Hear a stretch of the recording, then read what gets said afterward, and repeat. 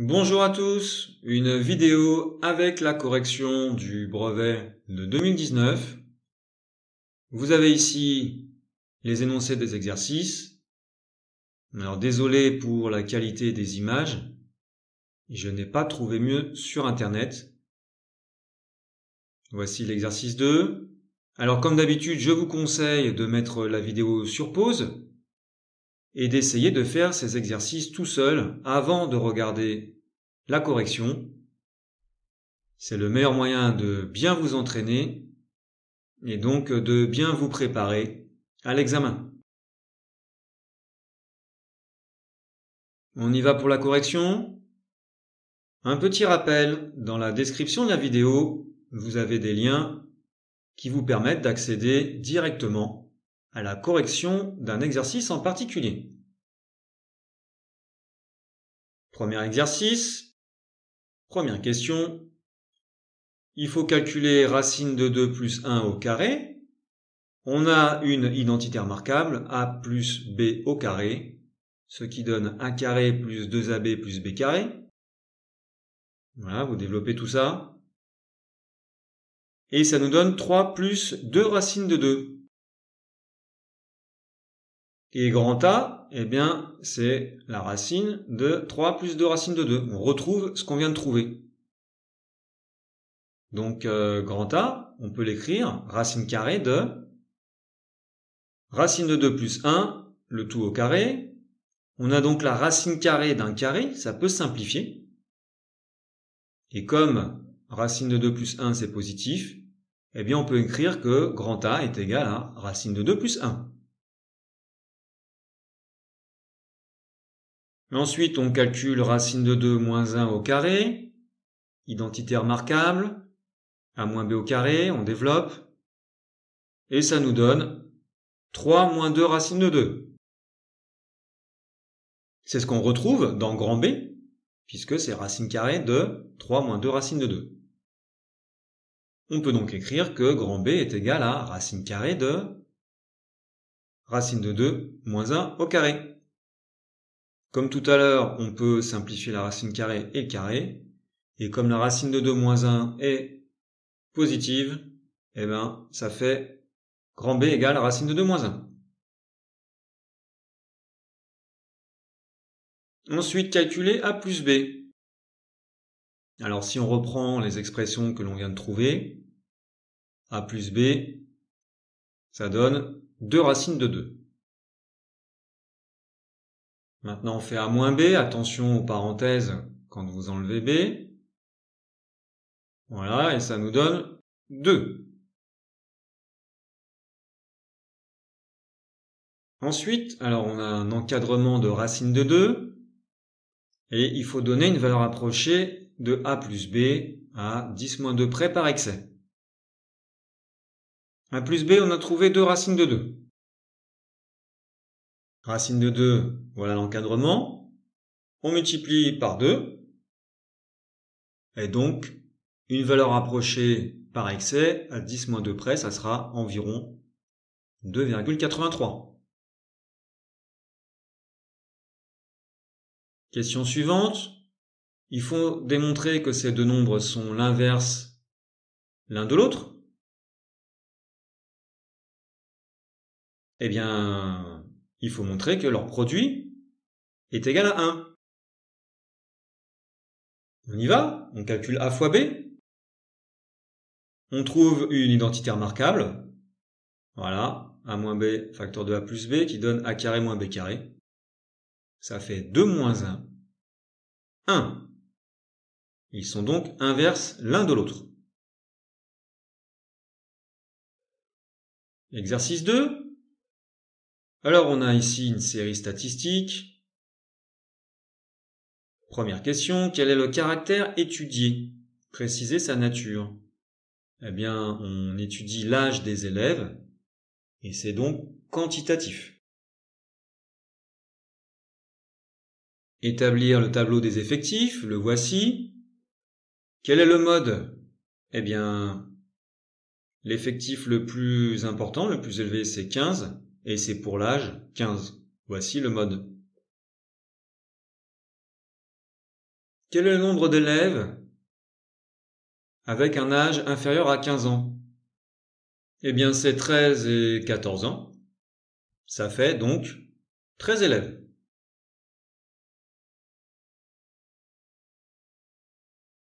Ensuite, il faut faire le diagramme circulaire, donc on va calculer les angles de chaque secteur.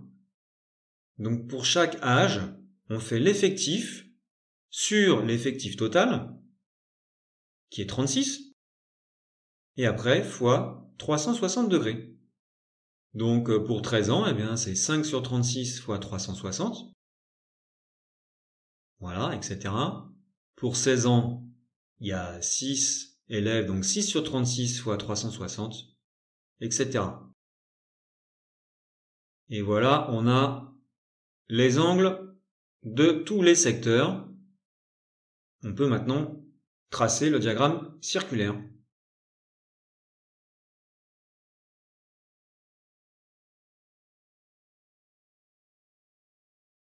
Question 6. Calculer l'âge moyen des élèves de cette classe. On a vu que l'effectif total c'est 36. Eh bien pour faire la moyenne, on va faire 5 fois 13, plus 8 fois 14, plus 15 fois 15, etc. divisé par 36, ce qui donne une moyenne de 14,8.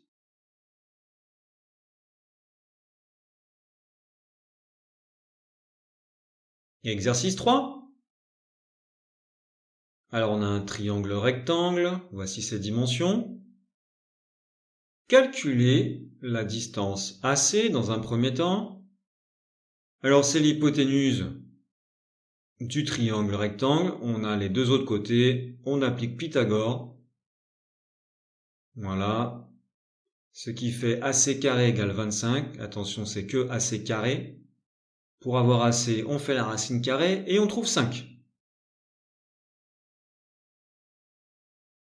Alors ensuite, I, c'est le projeté orthogonal de B sur AC.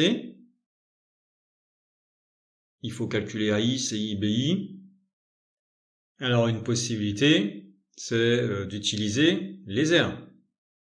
Voilà, base fois hauteur divisé par 2. On peut faire AB fois BC divisé par 2 ou AC fois BI divisé par 2. Ce qui nous donne une relation métrique dans le triangle. On remplace par les valeurs que l'on connaît et on peut trouver BI et ça fait 2,4.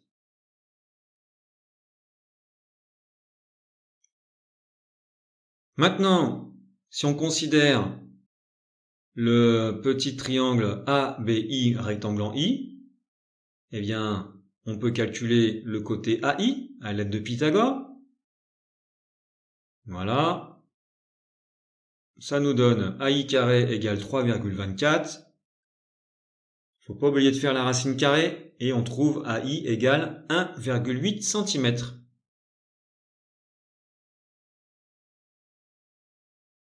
Maintenant, pour trouver CI, eh ben c'est facile, on fait la longueur AC qui fait 5 et on enlève AI que l'on vient de trouver qui fait 1,8 et ça fait CI égale 3,2.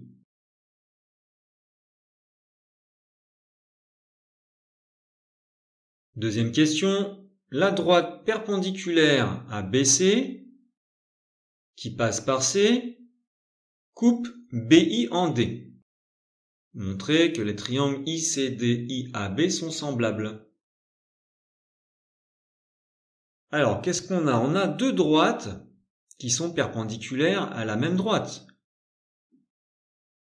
AB et DC sont toutes les deux perpendiculaires à BC.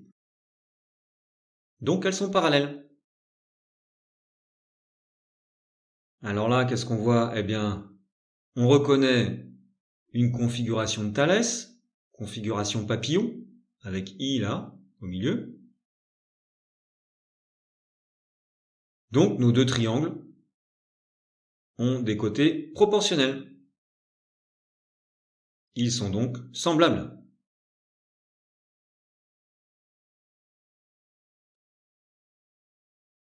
Alors il faut calculer maintenant DI et DC, des côtés du grand triangle? Eh bien, pour ça, on va calculer le coefficient d'agrandissement. On sait que AI est égal à 1,8 et ça passe à 3,2 IC. Quel est le rapport des deux? Eh bien, 16 neuvièmes. C'est le coefficient d'agrandissement. Eh bien, on va utiliser ce coefficient pour calculer DI, puisque DI, eh bien, c'est le côté BI ici qui a été agrandi. On l'agrandit en multipliant par le coefficient d'agrandissement et on trouve DI environ égal à 4,3 cm. Pour calculer CD, eh ben, on fait pareil. CD ici, c'est l'agrandissement du côté AB, qui était 3. On fait donc 3 fois le coefficient d'agrandissement et on trouve environ 5,3 cm.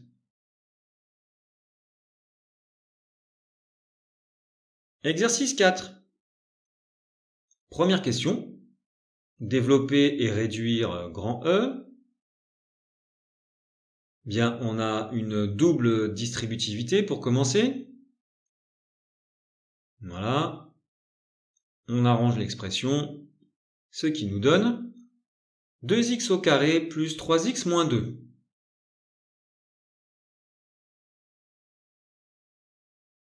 Ensuite, mettre f et g sous la forme de produits de facteurs du premier degré. Alors f ici, on va pas le laisser comme ça, on va arranger ça. Et ça donne 4x moins 4. Ça s'arrange très bien. On peut factoriser par 4. Donc voilà ce que ça donne. Pour g, alors là, il faut être malin. Qu'est-ce qu'on voit dans la première partie là? Un facteur commun, x, qui fait apparaître x au carré moins 4, que l'on a également par la suite. Donc x au carré moins 4 est facteur commun. On factorise et voilà ce que ça nous donne. X au carré moins 4, eh bien c'est une identité remarquable, a carré moins b carré. On factorise sous la forme x moins 2, x plus 2, il reste le x plus 1. Voilà pour g.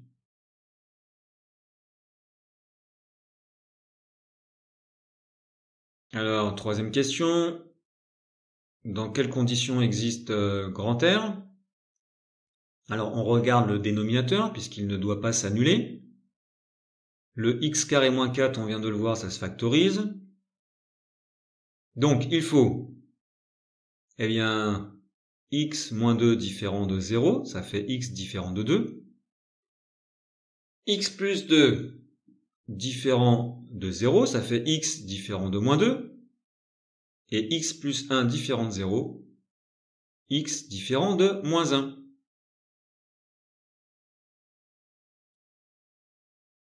Alors après, on remarque que l'on a des facteurs égaux au numérateur et au dénominateur.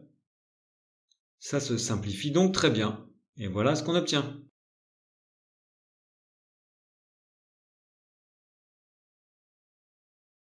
Exercice 5. Alors on a 3 points ABC. Première question, calculer les distances AB, AC, BC. Alors on applique la formule du cours. Voilà, et on trouve pour AB racine de 8. On fait pareil pour AC et on trouve racine carrée de 40. Enfin, il reste BC, on applique la formule et on trouve BC égale à racine carrée de 32.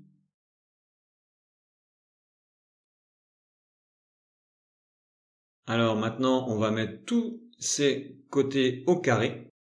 Pourquoi? Eh bien parce que on a une égalité de Pythagore. AC carré égale AB carré plus BC carré. Le triangle est rectangle en B.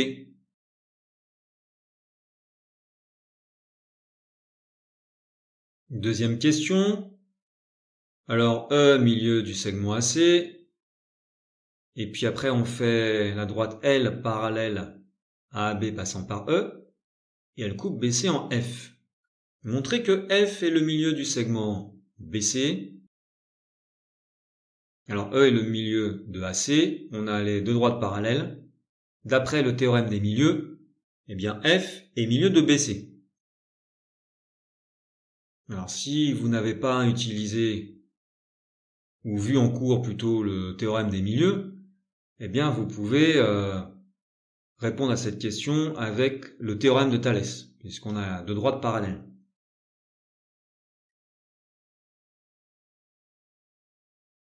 Petit b, calculer les coordonnées des points E et F. Alors, E, c'est le milieu de AC. On applique la formule. XA plus XC sur 2, YA plus YC sur 2. Et on trouve pour E les coordonnées 0, 1. Pour F, eh bien F, c'est le milieu de BC. Voilà, on applique la formule. Et on trouve les coordonnées de F, 1, 0. Petit c, déterminer une équation de la droite L. C'est la droite qui passe par E et par F. Alors une droite, son équation c'est du type y égale ax plus b. A est le coefficient directeur. On va le calculer avec la formule. Et on trouve A égale moins 1. Donc la droite a pour équation y égale moins x plus b. Il faut trouver maintenant petit b. Alors pour ça, on va dire que le point F, par exemple, appartient à la droite L, mais E aussi, on aurait pu faire ça avec E. Et donc, ces coordonnées vérifient l'équation. Ce qui nous donne une équation en B, et on trouve B égale 1, d'où l'équation de la droite Y égale moins x plus 1. Troisième question, soit D le symétrique du point B par rapport à E. Quelle est la nature du quadrilatère ABCD?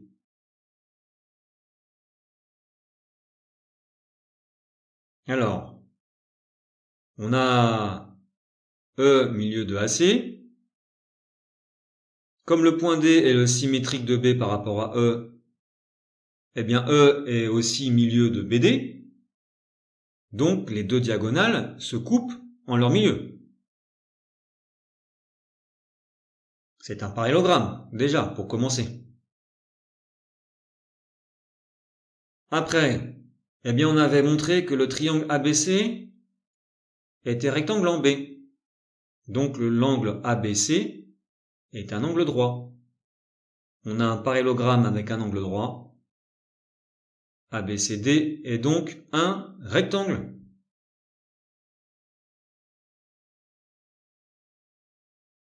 Petit b, déterminer un vecteur de la figure égal au vecteur ED. Alors comme E est milieu de BD, eh bien un vecteur égal à ED, c'est BE.